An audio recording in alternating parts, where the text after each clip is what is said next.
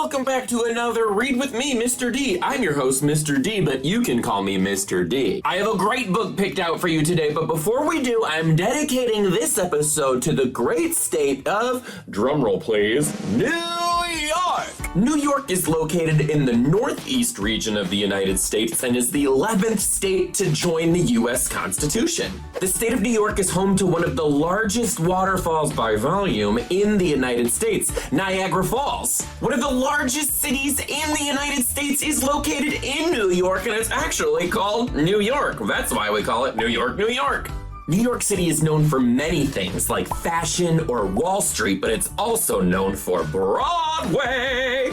New York City is also known for its incredible pizza and is also home to the very first pizzeria to ever open in the United States. It's called Lombardi's, and it opened in 1905 and is still open today. That means it's been open for over 117 years. The state of New York is also home to many inventions, but one invention in particular came out of New York in 1957, and it's something that you most likely use every single day. Have any guesses? It's toilet paper! Toilet paper was actually invented by Joseph Gayetti in 1857. He originally called it medicated paper for the water closet, and his name was printed on every single sheet. I don't know about you, but I don't think I want my name on toilet paper. Anyway, hello New York, and hello to these amazing New York classrooms. Hello to Mrs. Harvey's kindergarten class at Wilson Elementary in Adams Center, New York. Hello Mrs. Chavez's pre-K class at PS 202 in Brooklyn, New York. And a big hello to Mrs. Steinborn's kindergarten class at Harvey Austin number 97 in Buffalo, New York. I personally love Buffalo, New York, and I've been known to eat a buffalo wing or two. Personally, I prefer Gabriel's Gate. What about you? Sometimes the people of New York City have a reputation of being a little grumpy, which is why I chose the book Grumpy Monkey by Suzanne Lang. Let's get into it, shall we? One beautiful day, Chimpanzee woke to discover that nothing was right. The sun was too bright, the sky was too blue, and the bananas were too sweet. Jim was confused. What's going on? Maybe you're grumpy, suggested Norman from next door. I'm not grumpy, Jim insisted. On his walk, he met Marabou. Jim's grumpy, Norman told Marabou. Why are you grumpy, Jim? Asked Marabou. It's such a wonderful day. Grumpy? Me? I'm not grumpy, said Jim. But look at how you're standing, Marabou said. It's true, said Norman. You're all hunched. So Jim loosened up.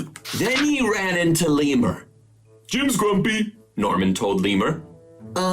Why are you grumpy, Jim? Asked Lemur. It's such a wonderful day. Grumpy? Me? I'm not grumpy, said Jim. Well, your eyebrows look grumpy, said Lemur. It's true, said Norman. They're all bunched up.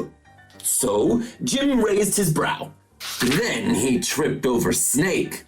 Oh no, said Norman. That's the last thing you need when you're feeling so grumpy. Grumpy? Me? I'm not grumpy, said Jim. Then why that frown, said Snake. I think it's because he tripped over you, Norman whispered to Snake. So Jim put a smile on. Finally, Jim looked happy. But he didn't feel happy inside. Everyone wanted Jim to enjoy this wonderful day.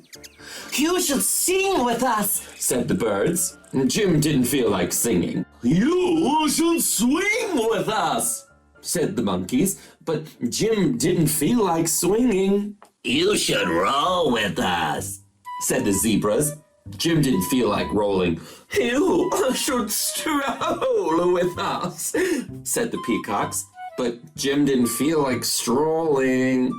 You could lie in the grass. You can stomp your feet, You could take a bath. You could make a splash. You should hug someone. You should laugh. Oh, you should take a nap. You could eat old meat or some honey. You could jump up and down. You should sit in the sun. You should dance. But Jim didn't feel like doing any of that. Why are you grumpy, Jim? Asked the others. It's such a wonderful day. I'm not grumpy, Jim shouted as he beat his chest. And he stormed off. Jim felt sorry. A little sorry for shouting at everybody, but mostly sorry for himself. I guess I am grumpy, Jim sighed. And just as he was starting to feel really sad, he came upon Norman. Norman was slumped, and his eyebrows were bunched up, and he was frowning. What's the matter? Are you grumpy? Jim asked. No, I danced with Porcupine, said Norman. Are you okay? Jim asked. It hurts a little, but I'll probably feel better soon enough, said Norman. Are you still grumpy? Yes, said Jim. But I'll probably feel better soon enough too. For now, I need to be grumpy. It's a wonderful day to be grumpy, said Norman. Jim agreed, and he felt a little bit better. I love this book. It reminds me that it's okay to be grumpy, and sometimes you just have to take some time to yourself, feel grumpy to feel better. And that's okay. I absolutely love reading to you guys, so make sure you keep on tuning back for more episodes of Read With Me, Mr. D. Have a great week, everyone.